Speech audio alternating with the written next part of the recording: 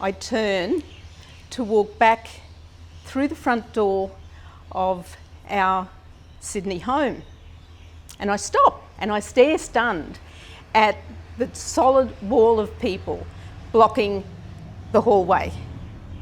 I know that I've stood outside the door, I've welcomed all these people one by one as they came along, and somewhere I've known that there were many more people than I actually expected to be there. But because I've been so caught up in the whole greeting process, my brain hasn't actually registered what that many people was going to look like inside our house. So I look, and it's going to take a huge effort to get through the hall, through all these people in the hallway. Probably easier to go down the driveway and in through the back door. There, the view is pretty much the same. Our house, and I mean, this is in Sydney. It's a normal suburban house, but it's jam-packed with people. And they're all waiting for me to tell them why I've advertised for help with my son. So just over a year earlier, my husband and our son Jeremy were involved in a horrific, I'm going to do the same thing, a horrific car accident. They both ended up with a head injury. Jeremy, though, he was left with an avocado-sized hole in his little 2-year-old skull. He was in hospital for 10 weeks, during which time his brother Ben was born. And when he came home, he had no control at all over his body.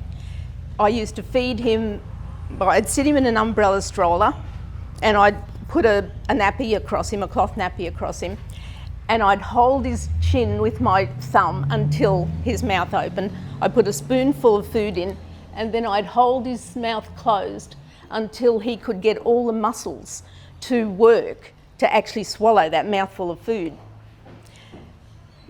It was, I think, 5 weeks between that accident and when Ben was born. And in that 5 weeks, instead of the, 2 stone or whatever it was I was supposed to put on, I actually lost a stone in weight. So Ben was born hungry. There's no other word for it. Ben was born hungry. And he demanded to be fed every couple of hours. So I spent my life feeding children at that stage. I was lucky enough to have been able to source a home help person through one of the local organisations. And that lady did everything else, and I fed children. Except that 3 times a week, I had to take Jeremy back to the outpatients department of the Prince of Wales Children's Hospital in Sydney. We had 6 weeks of that with the home help and with going out to the therapy 3 times a week. And at the end of the 6 weeks, the physiotherapist told me quite bluntly that they were busy people and they had to prioritise their time, and basically Jeremy didn't qualify. So we had no more therapy, which in a way was a relief because it was just hard work. At that stage, my mind went back to a magazine article that a friend had given to me while Jeremy was still in hospital. And it was an article on the Australian Centre for Brain Injured Children, which was based in Melbourne. And what they did was assess children and design a therapy program that would be specific for that child and that would be carried out at home. I think it was after Christmas, it was January before I phoned them. And they said they had just had an assessment session and they weren't having another one until August. In the meantime, we should take Jeremy out of the beanbag where he was sitting, not moving, not doing anything, and just put him on his tummy on the floor. So we did. And over time, he started lifting his head, he started just moving his body a bit, and at least starting to, he smiled after 7 months. In August, we went down to Melbourne. Jeremy was assessed, and we were sent home with a series of exercises. They said, you will need help. These exercises have to be done 6 hours a day, 6 days a week. No family, no small family can do it all by themselves. And I had 2 small children to look after. Ben was still only a year old. Now, I'd not lived in Sydney for that long. I'd moved to Sydney with my husband. I'm a North Queensland girl. And so I knew not many people. I knew my husband's family. I knew the small group of friends that I'd made at the playgroup that Jeremy and I attended before his accident. I talked to them about this home therapy program and the fact that we needed volunteers. So we advertised in church newsletters, community newspapers, notice boards, word of mouth, you name it. Wherever we could put up an advertisement, we did. And the end result was that lovely day in September, on a lovely afternoon in Sydney, when we had this wonderful, wonderful, wonderful response of all of these people just turning up. So one of my friends had set herself up in our front room and with a table and paper and pens and goodness knows what. But by the end of that afternoon, we had our team of volunteers. And it was just absolutely amazing to have those people on board. I knew that I'd be able to then do this home therapy program. So what did those people do for us? For Jeremy and Ben, it meant that they grew up in their own home, not in the therapy department of some hospital somewhere. For Jeremy, it meant that he could experience the developmental activities that he could no longer do by himself.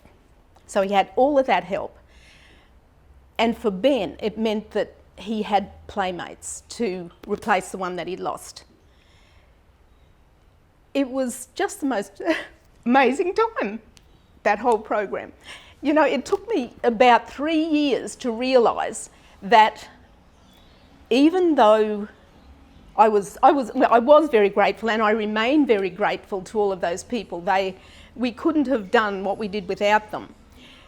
But it occurred to me after a few years that they actually also benefited because we provided a safe place. And the things that would be discussed in our front room, it was just incredible. I used to say to Jeremy, don't ever write a book because you'll cause a whole lot of divorces apart from anything else. And for me, I guess that having those people there, and they just would turn up. So we had 10 people a day. We had 60 people a week coming through our house to do exercises with Jeremy. And there were very many mornings when I woke up and I thought, I just can't do this today. This is too hard. You know, it was harder to actually then phone all of those 10 people and say, we're not doing it today. And then there would be all the sympathy, and there would be, now why are you not doing it today? And all the explanations. It was easier to just let them come. And I knew who I could, as they walked in the door, I knew who I could say, can't stand this today, I'm just going outside for a while. And I knew who couldn't cope with that. And it was just amazing. So for me, they stopped me being isolated. I could have easily been very isolated in that situation. They stopped me being isolated, and they gave me the confidence to know that I could do this. I could actually give Jeremy the best possible life he could have. And that was all I wanted to do. And we have. So even now, so that was 1979, we started that. Jeremy's now 46. And now we have paid people. We got past the volunteers when he was about 20. Now we have paid workers, but we still basically can live our lives because of the people who come into our house. Thank you.